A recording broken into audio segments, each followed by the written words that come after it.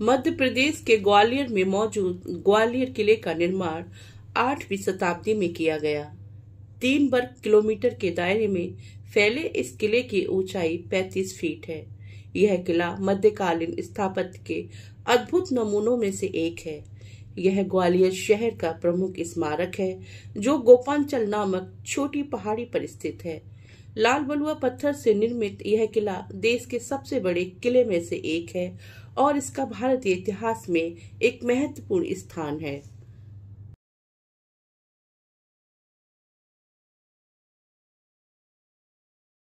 इस किले का निर्माण 1486 से 1517 के बीच राजा मानसिंह तोमर द्वारा कराया गया था।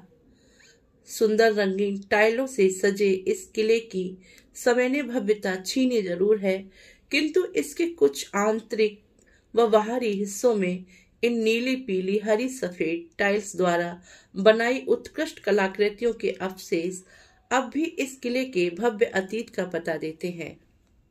लाल बलुआ पत्थर से बना यह किला शहर की हर दिशा से दिखाई देता है। एक ऊंचे पठार पर बने इस किले तक पहुंचने के लिए 2 रास्ते हैं। एक ग्वालियर गेट कहलाता है, इस रास्ते से पैदल चढ़ा जा सकता है, और दूसरा रास्ता जिसे उरवाई गेट कहा जाता है, इस रास्ते से गाड़ियां चढ़ सकती हैं। यहाँ एक बेहद ऊंची चढ़ाई वाली पतली सड़क से होकर जाना होता है।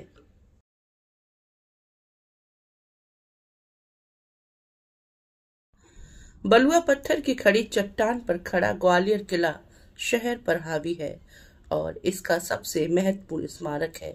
यह महत्वपूर्ण घटनाओं, कारावास, युद्ध और जौहर का स्थल रहा है। किले तक एक खड़ी सड़क ऊपर की ओर जाती है, जिसके दोनों ओर चट्टानों पर नक्काशी करके जैन तीर्थंकरों की मूर्तियां बनी हुई हैं।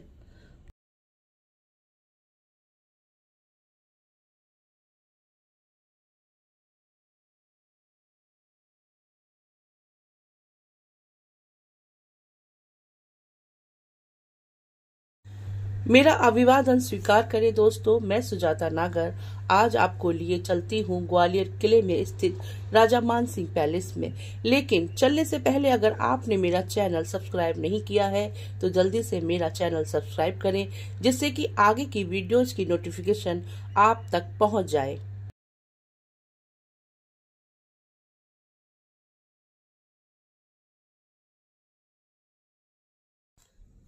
ग्वालियर को स्वर्ण युग देने वाले राजा मानसिंह तोमर कुशल राजनीतिक और योद्धा ही नहीं, उच्च कोटि के संगीतकार भी थे। दर्जनों रागों के अलावा शास्त्रीय संगीत में सबसे सम्मानीय माने जाने वाली गायन शैली ध्रुपद का आविष्कार भी राजा मानसिंह ने ही किया। संगीत सम्राट तानसेन के गुरु राजा मानसिंह ही थे। ग्वालियर के पराक्रमी राजा मानसिंह तोमर के पिता का नाम राजा राम शाहजी तोमर था। मानसिंह तोमर के पौत्र थे शालीवाहन सिंह जी तोमर।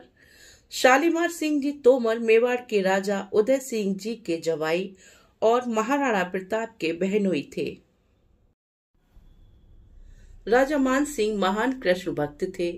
उन्होंने वृंदावन में 7 मंजिला कृष्ण जी गोविंद देव का मंदिर और आमेर में जगत शिरोमणि मंदिर बनवाए।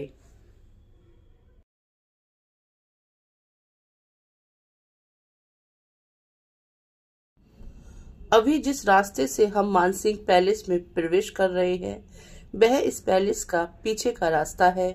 इस पैलेस का प्रमुख सामने का दरवाजा बंद कर दिया गया है। वर्तमान में आप इसी रास्ते से अंदर और बाहर आ सकते हैं।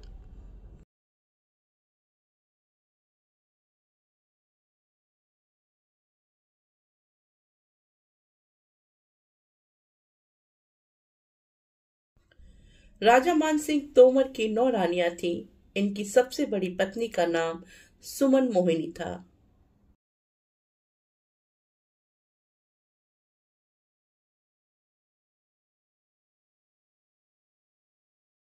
राजा मानसिंह तोमर पराक्रमी योद्धा होने के साथ ही ललित कला प्रेमी व स्थापत्य शैली के जानकार भी थे।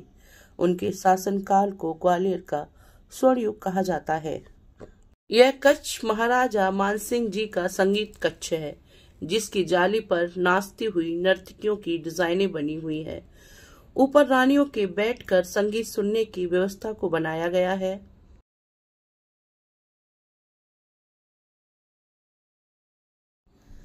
इस कमरे के खंभों पर एक ही बलुआ पत्थर को इस्तेमाल करके सुंदर मंदिर जैसी डिजाइनों को उकेरा गया है।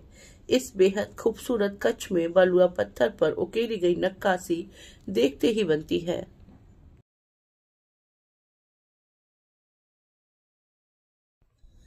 ग्वालियर में राजा मानसिंह तोमर और रानी मृगनयनी की 600 साल पुरानी प्रेम कहानी है।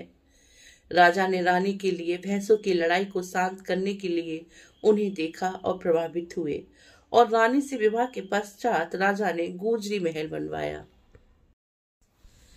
मृगनयनी ने राजा मानसिंह से विवाह से पहले यह शर्त रखी कि मेरे सौंदर्य और पराक्रम का स्रोत मेरे राई गांव के समीप बहने वाला साक नदी का पानी है। आपको ऐसी व्यवस्था करनी होगी कि इसका पानी मैं प्रतिदिन प्रयोग कर सकूं, जिसके लिए राजा मानसिंह ने साक नदी से ग्वालियर दुर्ग के गुजरी महल तक एक ऐसी पाइप की लाइन बिछवाई जिसमें बिना मोटर के ही नदी से दुर्ग तक पानी आता था, और उसके साक्ष्य आज भी गुजरी महल में मौजूद हैं। महाराजा मानसिंह तोमर किले से बाहर निकलते वक्त अंतिम मिलन व दर्शन एवं किले में प्रवेश के वक्त प्रथम मिलन व दर्शन मृगनयनी का ही करते थे। इन्हीं सब कारणों की वजह से गुजरी रानी का महल ग्वालियर किले के निचले हिस्से में बनवाया गया। महाराजा मानसिंह तोमर के महल से एक सुरंग सीधे नीचे गुजरी महल तक जाती है।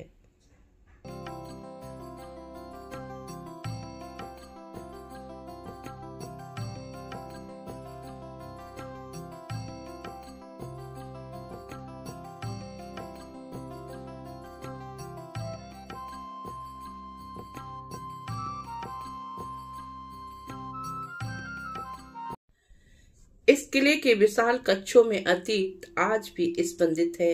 यहाँ जालीदार दीवारों से बना संगीत कक्ष है, जिसके पीछे बने जनाना कक्षों में राज परिवार की स्त्रियां संगीत सभाओं का आनंद लेती थीं और संगीत सीखती थीं।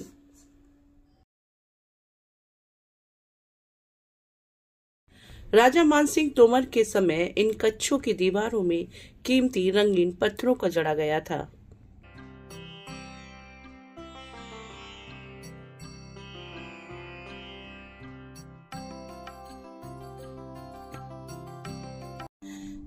इस कक्ष के आगे खुला आंगन है, जिसकी ऊपरी दीवारों को रंगीन टाइलों से सजाया गया है।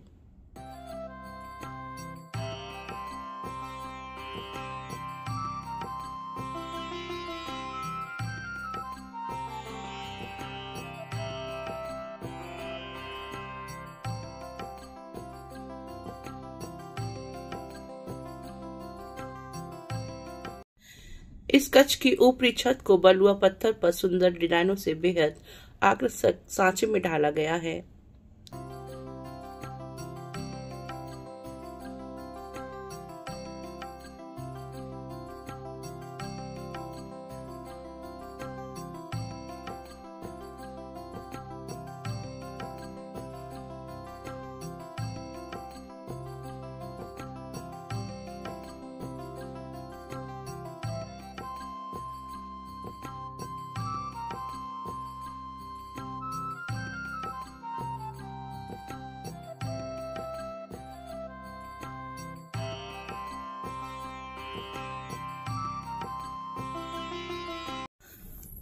आप अनुमान लगा सकते हैं, जब यह कच्छ अपने पूर्ण वास्तविक स्वरूप में होंगे तब इनकी सुंदरता का कोई सानी नहीं होगा, क्योंकि यह पत्थरों से बने कच्छ आज भी अपनी सुंदरता की गवाही दे रहे हैं।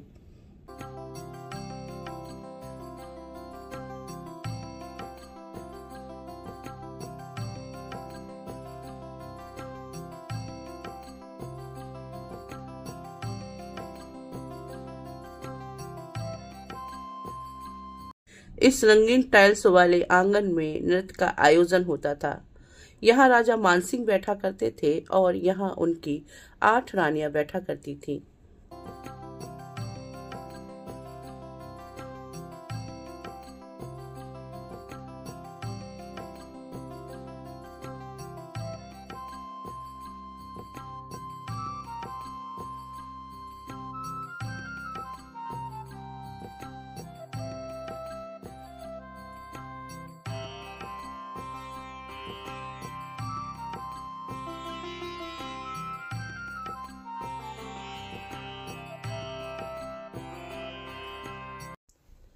यह शहर और इसका प्रसिद्ध दुर्ग उत्तर भारत के प्राचीन शहरों के केंद्र रहे हैं। यह शहर गुर्जर, प्रतिहारी, राजवंश तोमर तथा कछवाहा की राजधानी रहा। इस महल में 2 आंगन है। यह दूसरा आंगन है। इसी के पास राजा मानसिंह का शयन कक्ष है। इस आंगन में राजा मानसिंह संगीत का रियाज किया करते थे।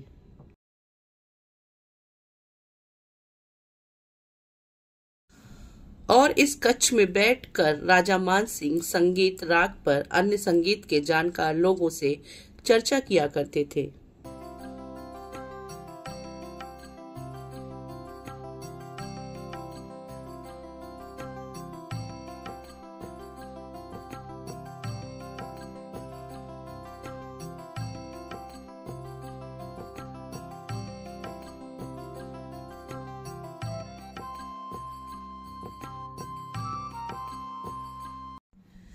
यूं तो इस किले का इतिहास बहुत पुराना है, लेकिन 1526 ईस्वी में पानीपत के प्रथम युद्ध के बाद यह दुर्ग मुगलों के अधीन आ गया। 1754 से 1781 ईस्वी के बीच यह दुर्ग मुगलों के अधिकार से निकलकर क्रमशः मराठों, गोहदों के राणा तथा अंत में 1780 में अंग्रेजों के अधिकार में आ गया। 1782 में सलवाई की संधि द्वारा ग्वालियर दुर्ग पर सिंधिया वंश का अधिकार हो गया। इसके बाद यह दुर्ग क्रमशः अंग्रेजों व सिंधिया वंश के अधीन रहा। 1858 में ह्यूमरोज ने इस दुर्ग पर अधिकार कर लिया तथा 1886 में अतः यह दुर्ग सिंधिया मराठों को प्राप्त हुआ। भारत में किलों और महलों की कमी नहीं है, लेकिन ग्वालियर का मानसिंह पैलेस अपने आप में शानदार वास्तुकला का नमूना है।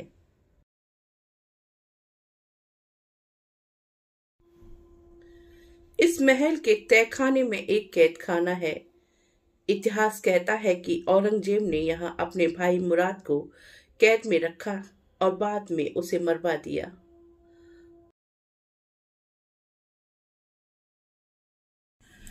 राजा मानसिंह की कुल 9 रानियां थी, जिनमें 8 इसी महल में रहा करती थी और 9वीं रानी गुजरी किले के निचले हिस्से में बने महल में रहा करती थी। गुजरी के महल तक जाने का रास्ता इसी महल से होकर जाता था। राजा मानसिंह ने अपनी 8 रानियों के मनोरंजन के लिए यह झूला महल बनवाया था, जिस पर 8 रानियां यहाँ गीत संगीत के साथ झूला झूला करती थीं।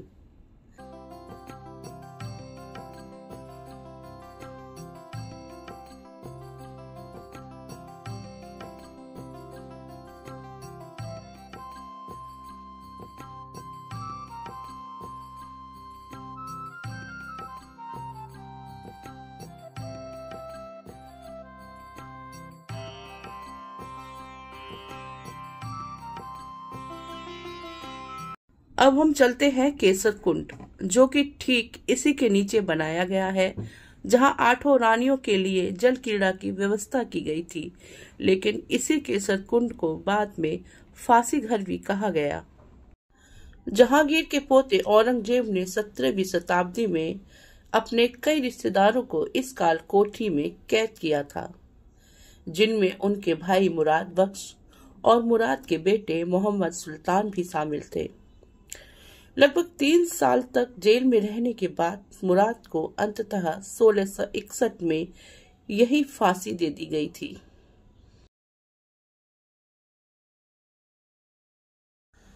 औरंगजेब के भतीजे सुलेमान और सैफर शिको को भी इसी किले में कैद करके फांसी दी गई थी। भारत के इस बेहद खूबसूरत पैलेस में सिमटा है सदियों का इतिहास। एक बार जरूर सैर करें।